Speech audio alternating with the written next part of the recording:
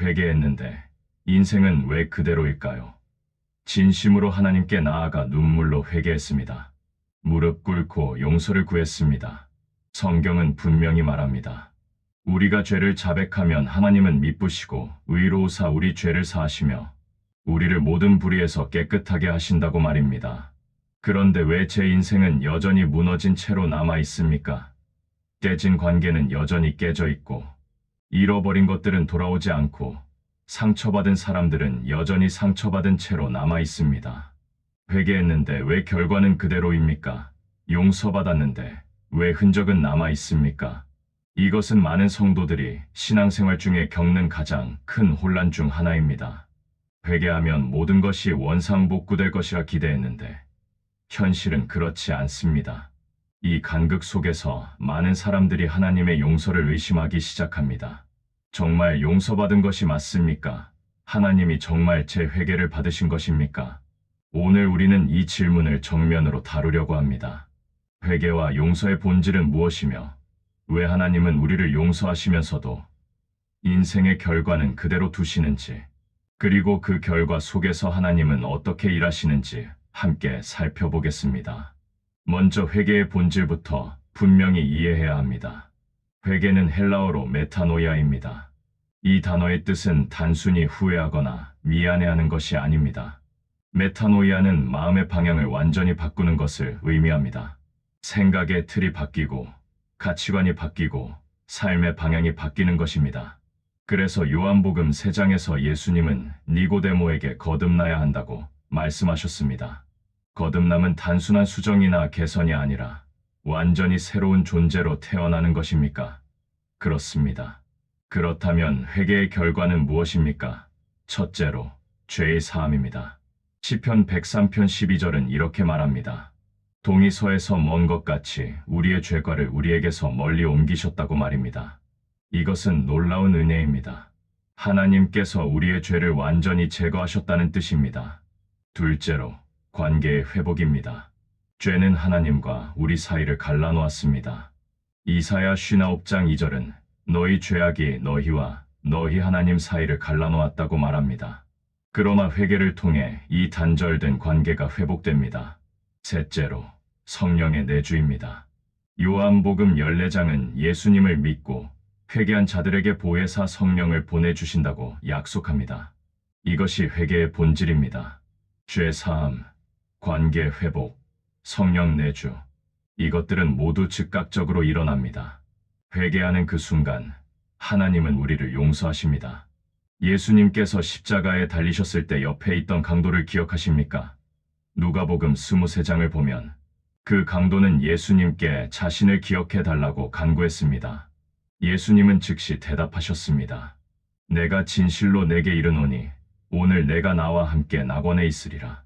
오늘입니다. 회개는 즉각적입니다. 그런데 문제는 여기서 시작됩니다. 많은 성도들이 회개의 즉각성을 인생의 즉각적 회복과 혼동합니다. 회개하면 깨진 관계가 바로 복구되고 잃어버린 것들이 돌아오고 무너진 인생이 다시 세워질 것이라 기대합니다. 그러나 성경은 그렇게 말하지 않습니다. 이것이 많은 성도들이 실망하는 지점입니다. 어떤 형제는 수년간 알코올 중독에 빠져 살았습니다.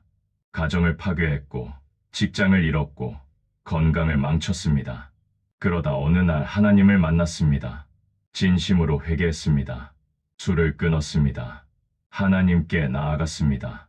그런데 무너진 가정은 여전히 무너져 있었습니다. 아내는 이미 떠났고 자녀들은 마음을 닫았습니다. 간은 여전히 손상되어 있었고 경력은 텅 비어 있었습니다. 그는 하나님께 부르짖었습니다. 제가 회개했는데 왜 인생은 그대로입니까? 어떤 자매는 젊은 시절 여러 관계를 가졌습니다. 몸을 함부로 대했습니다. 그러다 예수님을 만났습니다. 눈물로 회개했습니다. 순결을 지키기로 다짐했습니다. 그런데 과거의 관계들이 남긴 상처는 여전했습니다. 트라우마는 사라지지 않았습니다. 결혼을 앞두고도 과거가 그림자처럼 따라왔습니다. 그녀는 울면서 기도했습니다. 하나님, 제가 회개했는데 왜 흔적은 남아 있습니까? 어떤 청년은 사업을 하다 부정직한 방법을 사용했습니다. 거짓말을 했고 사람들을 속였고 돈을 빼돌렸습니다. 그러다 양심의 가책을 견디지 못하고 하나님께 나아왔습니다. 진심으로 회개했습니다. 잘못을 인정했습니다. 그런데 법적 책임은 여전히 남아 있었습니다. 빚은 사라지지 않았고 신용은 바닥이었고 평판은 이미 망가졌습니다. 그는 절규했습니다. 하나님께 용서받았는데 왜 세상의 결과는 그대로입니까? 이것이 많은 성도들이 겪는 실망입니다.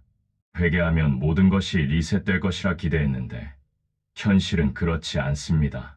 그래서 어떤 이들은 자신의 회개가 진짜가 아니었다고 의심합니다. 어떤 이들은 하나님의 용서가 완전하지 않다고 생각합니다. 또 어떤 이들은 하나님이 공평하지 않다고 원망합니다. 그러나 이것은 회개에 대한 잘못된 이해에서 비롯된 것입니다. 회개는 하나님과의 관계를 회복시키지만 죄가 만들어낸 인생의 결과까지 즉시 제거하지는 않습니다. 왜 그렇습니까? 이것을 이해하기 위해 우리는 성경 속 인물들을 살펴봐야 합니다. 먼저 다윗을 봅시다.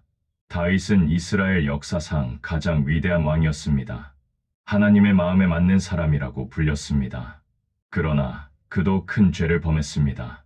사무엘하 11장에 기록된 밧세바 사건입니다. 다윗은 부하의 아내를 범했고 그 사실을 숨기기 위해 충성스러운 부하 우리아를 전쟁터에서 죽게 만들었습니다. 간음과 살인이었습니다. 선지자 나단이 다윗을 찾아왔습니다. 비유를 통해 다윗의 죄를 지적했습니다. 그 순간 다윗은 깨달았습니다. 사무엘하 12장 13절 다윗이 나단에게 말했습니다. 내가 여호와께 죄를 범하였노라. 나단이 즉시 대답했습니다. 여호와께서도 내 죄를 사하셨나니 내가 죽지 아니하리라. 보십시오. 다윗의 회개는 진실했고 하나님의 용서는 즉각적이었습니다. 그러나 나단은 계속 말했습니다. 그러나 내가 이 일로 말미암아 여호와의 원수가 크게 비방할 거리를 주었으니 내게서 난 아이가 반드시 죽으리라. 시편 51편을 보면 다윗이 얼마나 깊이 회개했는지 알 수 있습니다. 하나님이여 주의 인자를 따라 내게 은혜를 베푸시며 주의 많은 긍휼을 따라 내 죄악을 지워주소서. 다윗은 진심으로 회개했습니다. 하나님도 그를 용서하셨습니다. 그러나 결과는 남았습니다. 밧세바가 낳은 아이는 죽었습니다. 그뿐만이 아닙니다. 다윗의 가정은 이후 끊임없는 비극으로 얼룩졌습니다. 아들 암논이 이복 누이 다말을 범했고 또 다른 아들 압살롬이 암논을 죽였고 압살롬은 결국 아버지 다윗을 배신하고 반역을 일으켰습니다. 사무엘하 12장 10절에서 나단이 예언한 대로였습니다. 내가 나를 업신여기고 헷 사람 우리아의 아내를 빼앗아 내 아내로 삼았은즉 칼이 내 집에서 영원히 떠나지 아니하리라. 다윗은 용서받았습니다. 그러나 그의 죄가 만든 결과는 평생 그를 따라다녔습니다. 이것이 회개와 결과의 관계입니다. 모세의 경우도 봅시다. 민수기 20장에 기록된 사건입니다. 이스라엘 백성이 광야에서 물이 없다고 모세를 원망했습니다. 하나님께서 모세에게 말씀하셨습니다. 지팡이를 가지고 내 형 아론과 함께 회중을 모으고 그들의 목전에서 너희는 반석에게 명령하여 물을 내라 하라. 그런데 모세는 어떻게 했습니까? 그는 백성들에게 화를 냈습니다. 패역한 너희여 들으라. 우리가 너희를 위하여 이 반석에서 물을 내라. 그리고 반석을 2번 쳤습니다. 하나님께서 명령하신 대로 말로 명령하지 않고 지팡이로 쳤습니다. 물은 나왔습니다. 백성들은 마셨습니다. 그러나 하나님께서 모세에게 말씀하셨습니다. 민수기 20장 12절 너희가 나를 믿지 아니하고 이스라엘 자손의 목전에서 나의 거룩함을 나타내지 아니한 고로 너희는 이 회중을 내가 그들에게 준 땅으로 인도하여 드리지 못하리라. 이것은 가혹해 보입니다. 모세는 40년 동안 이스라엘을 인도했습니다. 그런 그가 단 한 번의 실수로 약속의 땅에 들어가지 못한다는 것입니까? 그러나 신명기 3장을 보면 모세가 하나님께 간청했던 것을 알 수 있습니다. 그때 내가 여호와께 간구하기를 주 여호와여 주께서 주의 크심과 주의 강한 손을 주의 종에게 나타내시기를 시작하셨사오니 내가 비건대 나를 건너가게 하사 요단 저쪽에 있는 아름다운 땅을 보게 하옵소서. 모세는 간절히 원했습니다. 그러나 하나님의 대답은 단호했습니다. 끝이라 다시는 이 일로 내게 말하지 말라. 너는 비스가 산 꼭대기에 올라가서 눈을 들어 서쪽과 북쪽과 남쪽과 동쪽을 바라보라. 내가 이 요단을 건너지 못할 것임이니라. 신명기 34장에서 모세는 느보산에 올라가 약속의 땅을 바라보기만 하고 그곳에서 죽었습니다. 모세는 회개했습니까? 성경은 명시적으로 기록하지 않지만 그의 겸손한 성품과 하나님께 드린 간구를 보면 그가 자신의 불순종을 인정했음을 알 수 있습니다. 그러나 결과는 바뀌지 않았습니다. 그는 약속의 땅에 들어가지 못했습니다. 왜 하나님은 이렇게 하셨습니까? 잔인해 보입니까? 그러나 이것은 하나님의 공의를 보여주는 것입니다. 모세는 백성들 앞에서 하나님의 거룩함을 나타내야 했습니다. 그러나 그는 자신의 감정에 휩싸여 하나님의 명령을 정확히 따르지 않았습니다. 지도자로서 그는 더 큰 책임이 있었습니다. 아담과 하와의 경우는 어떻습니까? 창세기 3장. 그들은 선악을 알게 하는 나무의 열매를 먹었습니다. 하나님께서 분명히 금하신 것이었습니다. 그 결과는 무엇이었습니까? 에덴 동산에서 쫓겨났고, 땅은 저주를 받았고, 수고해야 먹을 수 있게 되었고, 여자는 해산의 고통을 겪게 되었고, 결국 죽음이 인류에게 들어왔습니다. 성경은 아담과 하와의 회개를 명시적으로 기록하지 않습니다.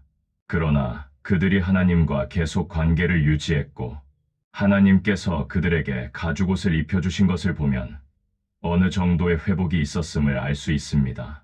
그러나 에덴 동산으로 돌아가지는 못했습니다. 죽음의 운명도 바뀌지 않았습니다. 땅의 저주도 그대로였습니다. 삼손의 이야기도 봅시다. 사사기 13장부터 16장까지 기록된 삼손의 생애는 하나님의 능력과 인간의 약함이 교차하는 비극입니다. 삼손은 나실인으로 태어났습니다. 하나님께서 그를 특별히 구별하셨고 초자연적인 힘을 주셨습니다. 그러나 삼손은 반복적으로 하나님의 뜻을 거역했습니다. 블레셋 여인들과 관계를 가졌고 결국 들릴라에게 자신의 힘의 비밀을 누설했습니다. 사사기 16장 19절부터 21절. 들릴라가 사람을 시켜 그의 머리털 7가닥을 밀매 그의 힘이 그에게서 떠난지라. 블레셋 사람들이 그의 눈을 빼고 그를 가사로 끌고 가서 노줄로 매고 옥에서 맷돌을 돌리게 하였더라. 이것은 참혹한 결과였습니다. 한때 이스라엘의 사사였던 그가 눈이 뽑힌 채 원수의 손에서 맷돌을 돌리고 있었습니다. 그러나 사사기 16장 28절을 보십시오. 삼손이 여호와께 부르짖어 이르되 주 여호와여 구하옵나니 나를 생각하옵소서. 하나님이여 구하옵나니 이번만 나를 강하게 하사 나의 두 눈을 뺀 블레셋 사람에게 원수를 단번에 갚게 하옵소서. 이것은 회개의 기도입니까? 적어도 하나님께 다시 돌아온 것은 분명합니다. 하나님은 그의 기도를 들으셨습니다. 그에게 힘을 주셨습니다. 삼손은 블레셋 신전의 기둥을 무너뜨렸고 죽어가면서 자신의 평생에 죽인 것보다 더 많은 블레셋 사람들을 죽였습니다. 하나님은 삼손을 다시 사용하셨습니까? 그렇습니다. 그러나 그의 눈은 돌아오지 않았습니다. 그는 눈먼 채로 죽었습니다. 회개 후에도 몸에 남은 상처는 치유되지 않았습니다. 신약 성경으로 가봅시다. 사도 바울의 경우는 어떻습니까? 사도행전 9장.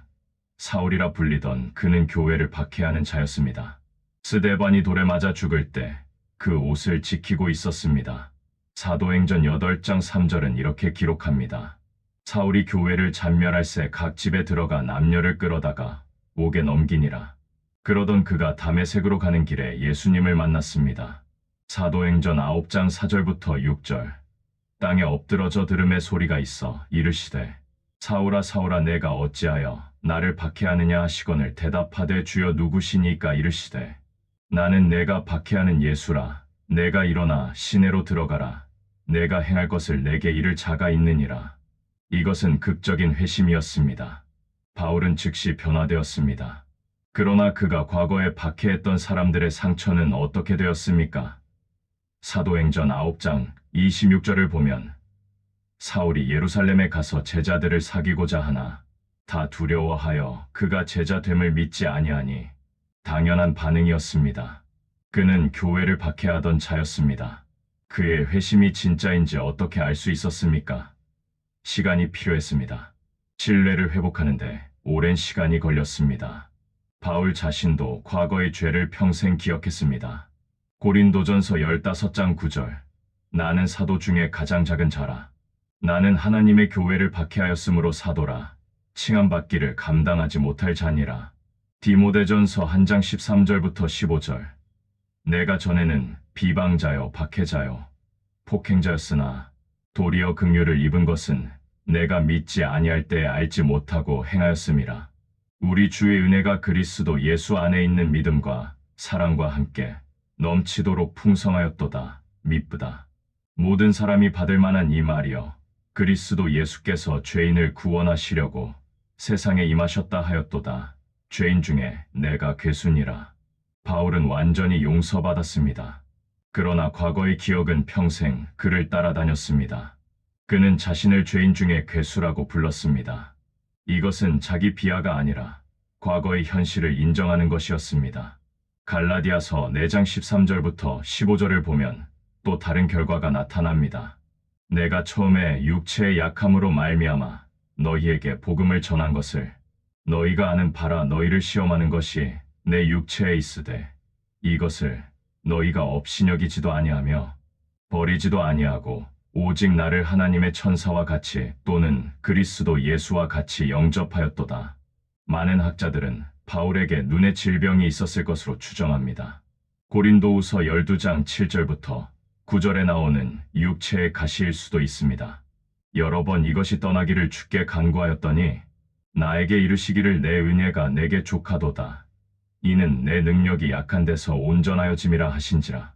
그러므로 도리어 크게 기뻐함으로 나의 여러 약한 것들에 대하여 자랑하리니 이는 그리스도의 능력이 내게 머물게 하려 함이라. 바울은 회개했고 용서받았습니다. 그러나 육체의 고통은 남아 있었습니다. 그는 3번이나 주님께 이것을 제거해 달라고 간구했지만 주님은 거절하셨습니다. 왜입니까? 주님의 능력이 약한 데서 온전해지기 때문입니다. 이 모든 예들이 우리에게 보여주는 것은 무엇입니까? 회개는 하나님과의 관계를 즉시 회복시키지만 죄가 만들어낸 인생의 결과까지 즉시 제거하지는 않는다는 것입니다. 다윗은 용서받았지만 아들을 잃었습니다. 모세는 용서받았지만 약속의 땅에 들어가지 못했습니다. 삼손은 회복되었지만 눈은 돌아오지 않았습니다. 바울은 새 사람이 되었지만 과거의 기억과 육체의 가시는 남아 있었습니다. 그렇다면 왜입니까? 왜 하나님은 우리를 용서하시면서도 결과는 그대로 두십니까? 이것을 이해하기 위해서는 하나님의 성품을 이해해야 합니다. 하나님은 자비로우신 동시에 공의로우신 분입니다. 이 두 속성은 모순되지 않습니다. 오히려 완벽하게 균형을 이룹니다. 출애굽기 34장 6절부터 7절은 하나님의 성품을 이렇게 묘사합니다. 여호와께서 그의 앞으로 지나시며 선포하시되 여호와라 여호와라 자비롭고 은혜롭고 노하기를 더디하고 인자와 진실이 많은 하나님이라. 인자를 천대까지 베풀며 악과 과실과 죄를 용서하리라. 여기까지 읽으면 모든 것이 용서되고 리셋되는 것처럼 보입니다. 그러나 말씀은 계속됩니다. 그러나 벌받을 자를 결코 면제하지 아니하고 아버지의 악행을 자손 3, 4대까지 보응하리라. 이것은 모순처럼 보입니까? 그렇지 않습니다. 하나님은 죄를 용서하시지만 죄의 결과까지 무효화하지는 않으십니다. 왜 그렇습니까? 첫째, 하나님의 공의 때문입니다. 하나님은 거룩하신 분입니다. 죄는 심각한 것입니다. 만약 회개만 하면 모든 결과가 즉시 사라진다면 죄의 심각성이 가벼워 보일 것입니다. 회개를 값싼 은혜로 만들 수 있습니다. 디트리히 보네퍼는 값싼 은혜를 이렇게 정의했습니다. 값싼 은혜란 회개 없는 용서, 훈련 없는 교제, 고백 없는 성찬, 자기 부인 없는 죄 사함입니다. 이것은 진정한 은혜가 아닙니다. 진정한 은혜는 값비싼 것입니다. 예수님의 십자가가 그것을 증명합니다. 둘째, 우리의 성숙을 위해서입니다. 로마서 5장 3절부터 5절은 이렇게 말합니다. 다만 이뿐 아니라 우리가 환난 중에도 즐거워하나니 이는 환난은 인내를, 인내는 연단을, 연단은 소망을 이루는 줄 알미로다. 소망이 우리를 부끄럽게 하지 아니함은 우리에게 주신 성령으로 말미암아 하나님의 사랑이 우리 마음에 부은 바 됨이니 우리가 회개 후에도 결과와 씨름하는 것은 우리를 성숙시키기 위함입니다. 야고보서 1장 2절부터 4절. 내 형제들아, 너희가 여러 가지 시험을 당하거든 온전히 기쁘게 여기라. 이는 너희 믿음의 시련이 인내를 만들어내는 줄 너희가 알미라. 인내를 온전히 이루라. 이는 너희로 온전하고 구비하여 조금도 부족함이 없게 하려 함이라. 셋째, 다른 사람들을 보호하기 위해서입니다. 죄는 혼자만의 문제가 아닙니다. 죄는 항상 다른 사람들에게 영향을 미칩니다. 다윗의 간음은 밧세바와 우리아 그리고 그들의 가족들에게 영향을 미쳤습니다. 만약 다윗이 회개했다고 해서 모든 결과가 즉시 사라진다면 그것은 다른 피해자들의 고통을 무시하는 것이 됩니다. 넷째, 죄의 자연적 결과 때문입니다. 갈라디아서 6장 7절부터 8절은 이렇게 경고합니다. 스스로 속이지 말라. 하나님은 업신여김을 받지 아니하시나니 사람이 무엇으로 심든지 그대로 거두리라. 자기의 육체를 위하여 심는 자는 육체로부터 썩어질 것을 거두고 성령을 위하여 심는 자는 성령으로부터 영생을 거두리라. 이것은 영적인 원리입니다. 심고 거두는 법칙입니다. 우리가 죄를 지으면 그것은 씨앗과 같습니다. 씨앗은 자라서 결과를 맺습니다. 회개는 우리를 용서하고 새로운 씨앗을 심을 기회를 주지만 이미 자란 나무까지 즉시 베어버리지는 않습니다. 예를 들어 봅시다. 어떤 사람이 수년간 술을 마셨습니다. 간이 손상되었습니다. 그가 회개하고 술을 끊었다고 해서 손상된 간이 즉시 회복되지는 않습니다. 물리적인 결과는 남아 있습니다. 어떤 사람이 거짓말을 반복했습니다. 신뢰를 잃었습니다. 그가 회개하고 진실을 말하기 시작했다고 해서 잃어버린 신뢰가 즉시 회복되지는 않습니다. 신뢰는 시간이 걸립니다. 그렇다면 우리는 어떻게 해야 합니까? 회개 후에 남은 결과들과 어떻게 살아가야 합니까? 여기서 우리는 매우 중요한 진리를 발견합니다. 하나님은 결과를 제거하지 않으시지만 결과 속에서 일하십니다. 하나님은 우리의 실패와 상처와 결과들을 재료로 삼아 새로운 것을 만드십니다. 로마서 8장 28절을 다시 봅시다. 우리가 알거니와 하나님을 사랑하는 자, 곧 그의 뜻대로 부르심을 입은 자들에게는 모든 것이 합력하여 선을 이루느니라. 모든 것입니다.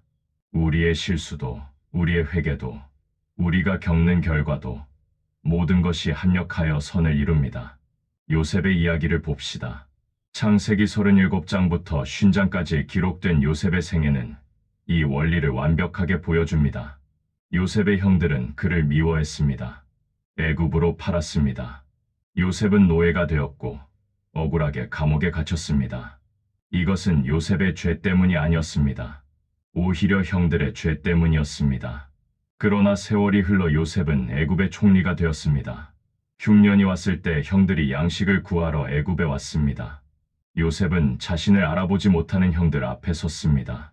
그는 복수할 수 있었습니다.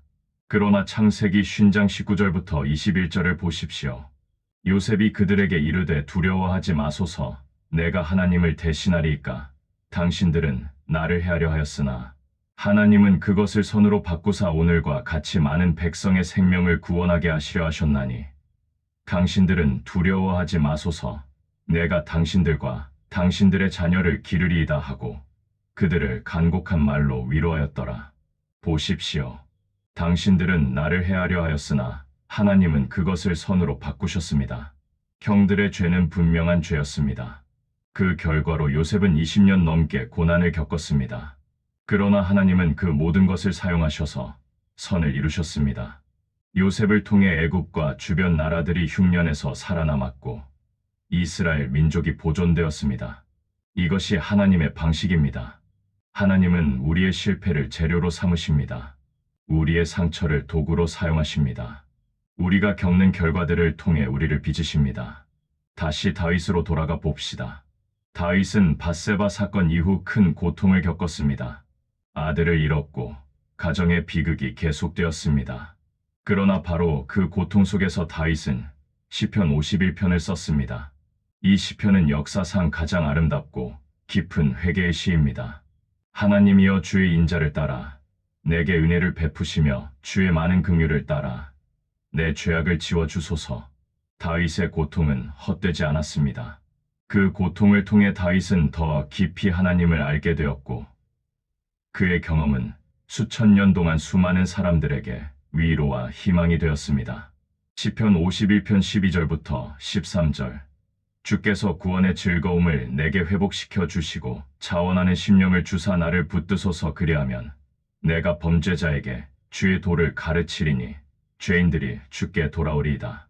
다윗은 자신의 실패를 통해 다른 사람들을 가르치고 싶어 했습니다. 그의 죄와 회개와 고통이 다른 죄인들을 하나님께 돌아오게 하는 도구가 되기를 원했습니다. 그리고 실제로 그렇게 되었습니다. 바울의 경우도 마찬가지입니다. 그는 과거에 교회를 박해했던 자였습니다. 그 기억은 평생 그를 따라다녔습니다. 그러나 하나님은 그 과거를 사용하셨습니다. 디모데전서 1장 16절. 그러나 내가 긍휼을 입은 까닭은 예수 그리스도께서 내게 먼저 일체 오래 참으심을 보이사 후에 주를 믿어 영생 얻는 자들에게 본이 되게 하려 하심이라. 바울의 과거는 다른 사람들에게 본이 되었습니다.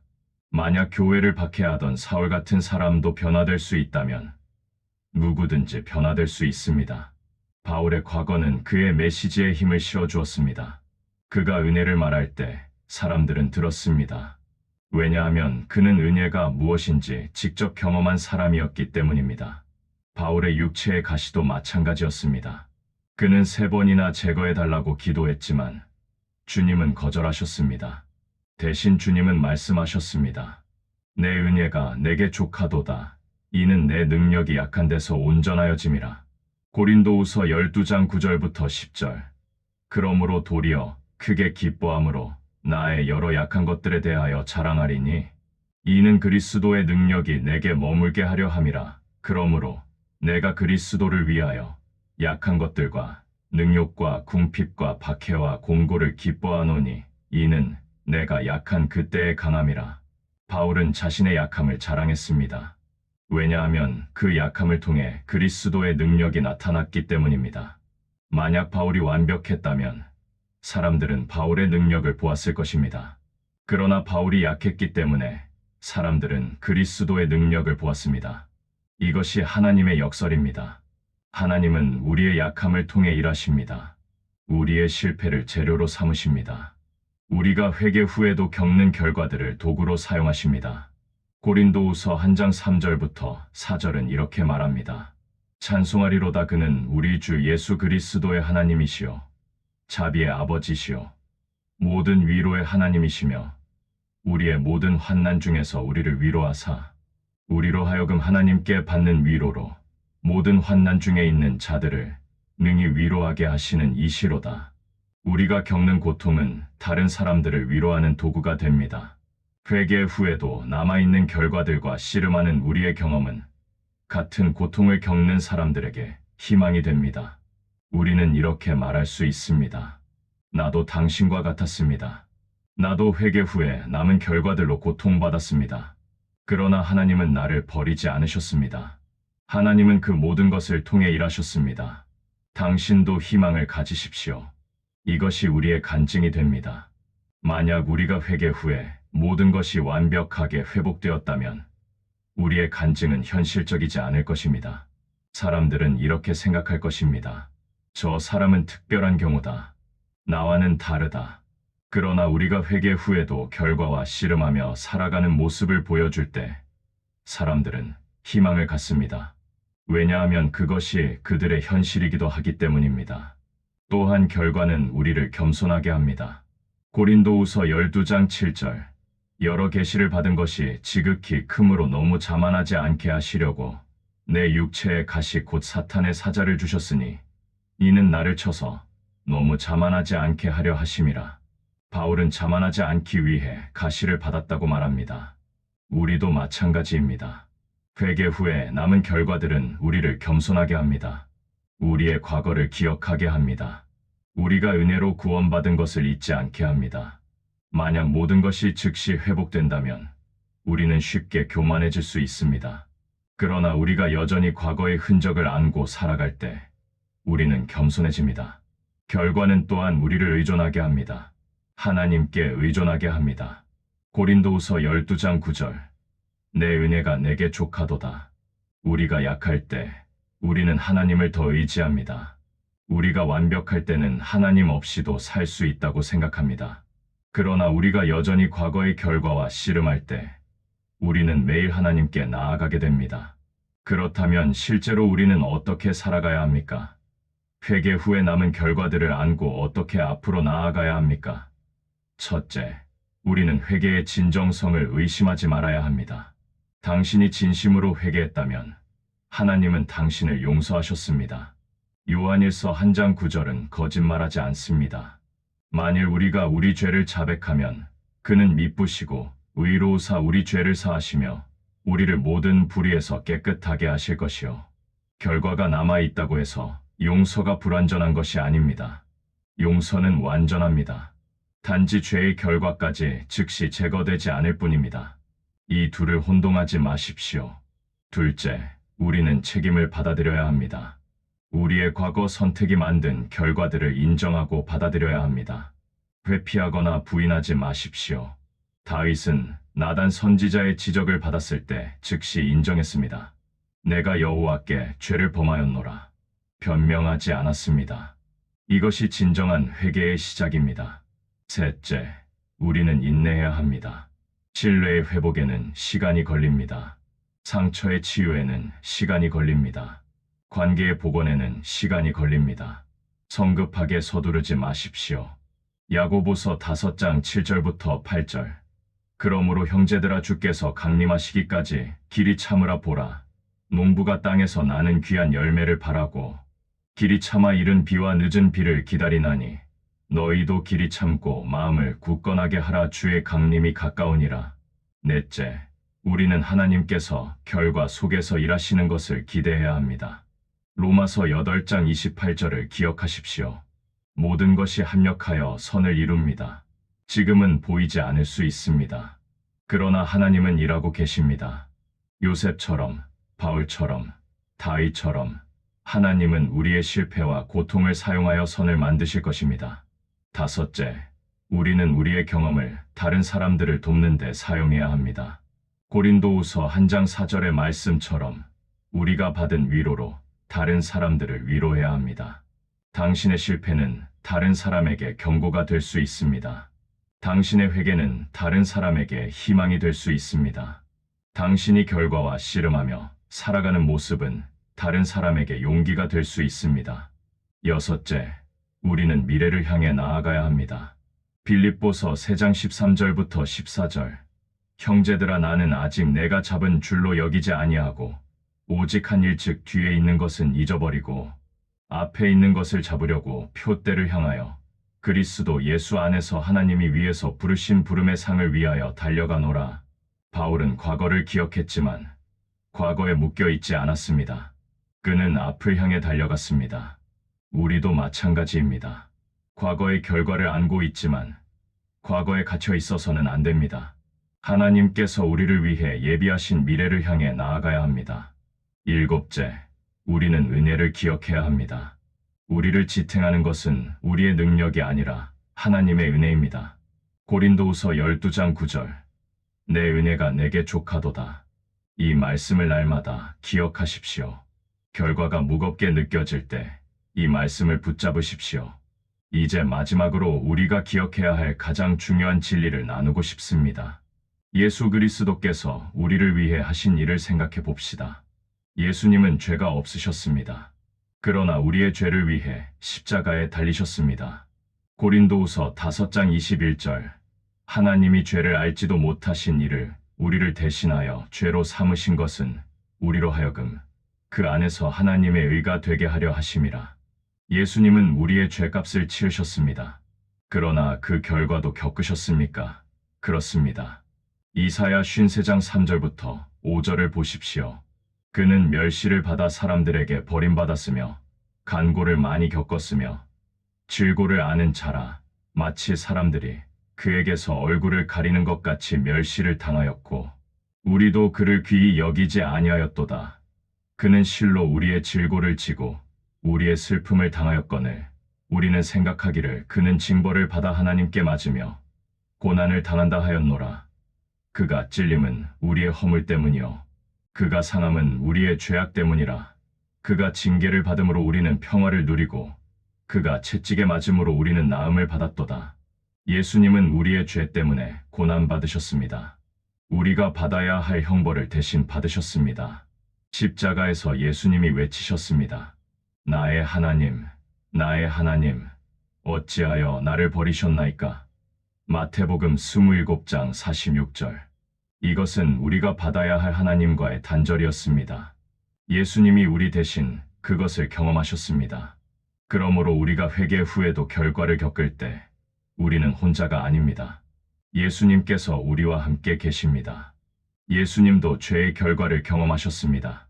우리의 죄의 결과를 말입니다. 히브리서 2장 18절. 그가 시험을 받아 고난을 당하셨은즉 시험받는 자들을 능히 도우실 수 있느니라. 또한 우리는 영원한 관점을 가져야 합니다. 로마서 8장 18절. 생각하건대 현재의 고난은 장차 우리에게 나타날 영광과 비교할 수 없도다. 우리가 지금 겪는 결과들은 일시적입니다. 고린도후서 4장 17절부터 18절. 우리의 잠시 받는 환난에 경한 것이 지극히 크고 영원한 영광에 중한 것을 우리에게 이루게 함이니 우리가 주목하는 것은 보이는 것이 아니요 보이지 않는 것이니 보이는 것은 잠깐이요 보이지 않는 것은 영원함이라. 하늘에서는 모든 눈물이 닦아질 것입니다. 요한계시록 21장 4절. 모든 눈물을 그 눈에서 닦아주시니 다시는 사망이 없고 애통하는 것이나 곡하는 것이나 아픈 것이 다시 있지 아니하리니 처음 것들이 다 지나갔음이러라. 그날에는 우리가 지금 안고 있는 모든 결과들이 의미를 갖게 될 것입니다. 우리는 하나님께서 어떻게 모든 것을 사용하셔서 선을 이루셨는지 볼 것입니다. 그러므로 사랑하는 성도 여러분, 낙심하지 마십시오. 당신이 회개했는데 인생이 여전히 무너진 채로 남아있다고 해서 하나님의 용서를 의심하지 마십시오. 하나님은 당신을 용서하셨습니다. 완전히 용서하셨습니다. 동이서에서 먼 것 같이 당신의 죄를 멀리 옮기셨습니다. 그러나 하나님은 결과를 즉시 제거하지 않으셨습니다. 왜입니까? 그것이 당신에게 유익이 되기 때문입니다. 로마서 8장 28절의 약속을 기억하십시오. 하나님을 사랑하는 자 곧 그의 뜻대로 부르심을 입은 자들에게는 모든 것이 합력하여 선을 이루느니라. 모든 것입니다. 당신의 과거도, 당신의 회개도, 당신이 지금 겪고 있는 결과들도 모든 것이 합력하여 선을 이룹니다. 하나님은 당신의 과거를 지우지 않으셨습니다. 그러나 헛되게도 두지 않으셨습니다. 하나님은 당신의 실패를 재료로 삼아 아름다운 것을 만들고 계십니다. 지금은 보이지 않을 수 있습니다. 고통스러울 수 있습니다. 그러나 하나님은 일하고 계십니다. 당신이 겪는 결과들은 당신을 겸손하게 만들 것입니다. 하나님께 더 의존하게 만들 것입니다. 다른 사람들을 더 깊이 이해하게 만들 것입니다. 당신의 간증을 더 강력하게 만들 것입니다. 그리고 궁극적으로 당신을 그리스도의 형상으로 변화시킬 것입니다. 로마서 8장 29절. 하나님이 미리 아신 자들을 또한 그 아들의 형상을 본받게 하기 위하여 미리 정하셨으니 이는 그로 많은 형제 중에서 맏아들이 되게 하려 하심이니라. 이것이 하나님의 목적입니다. 우리를 그리스도의 형상으로 변화시키는 것입니다. 그리고 때로 그 과정은 우리가 회개 후에도 결과와 씨름하는 것을 포함합니다. 그러므로 인내하십시오. 희망을 잃지 마십시오. 하나님께서 시작하신 일을 반드시 완성하실 것입니다. 빌립보서 1장 6절. 너희 안에서 착한 일을 시작하신 이가 그리스도 예수의 날까지 이루실 줄을 우리는 확신하노라. 당신이 회개했다면 그것은 하나님께서 당신 안에서 일을 시작하셨다는 증거입니다. 그리고 하나님은 그 일을 완성하실 것입니다. 지금 겪고 있는 결과들도 그 과정의 일부입니다. 하나님은 당신을 버리지 않으셨습니다. 하나님은 당신과 함께 계십니다. 그리고 하나님은 모든 것을 사용하여 당신을 그리스도의 형상으로 빚고 계십니다. 마지막으로 이것을 기억하십시오. 회개는 즉각적입니다. 용서도 즉각적입니다. 그러나 변화는 과정입니다. 성화는 여정입니다. 그 여정에는 우리가 과거의 결과를 안고 앞으로 나아가는 것이 포함됩니다. 그러나 우리는 혼자 걷지 않습니다. 예수님께서 우리와 함께 걸으십니다. 성령께서 우리를 인도하십니다. 그리고 하나님 아버지께서 우리를 향한 선한 계획을 가지고 계십니다. 예레미야 29장 11절 여호와의 말씀이니라 너희를 향한 나의 생각을 내가 아나니 평안이요 재앙이 아니니라 너희에게 미래와 희망을 주는 것이니라. 하나님은 당신을 향한 선한 계획을 가지고 계십니다. 회개 후에 남은 결과들도 그 계획의 일부입니다. 하나님을 신뢰하십시오. 하나님의 은혜를 의지하십시오. 그리고 앞을 향해 나아가십시오. 하나님은 당신의 과거를 지우지 않으셨지만 헛되게도 두지 않으셨습니다. 하나님은 당신의 실패를 재료로 삼아 걸작을 만들고 계십니다. 그것을 믿으십시오. 그리고 그 믿음 안에서 오늘을 살아가십시오. 아멘. 이 영상이 도움이 되셨다면 구독과 좋아요 버튼을 눌러주시기 바랍니다. 여러분의 작은 관심이 더 많은 분들에게 하나님의 말씀을 전하는 큰 힘이 됩니다. 감사합니다.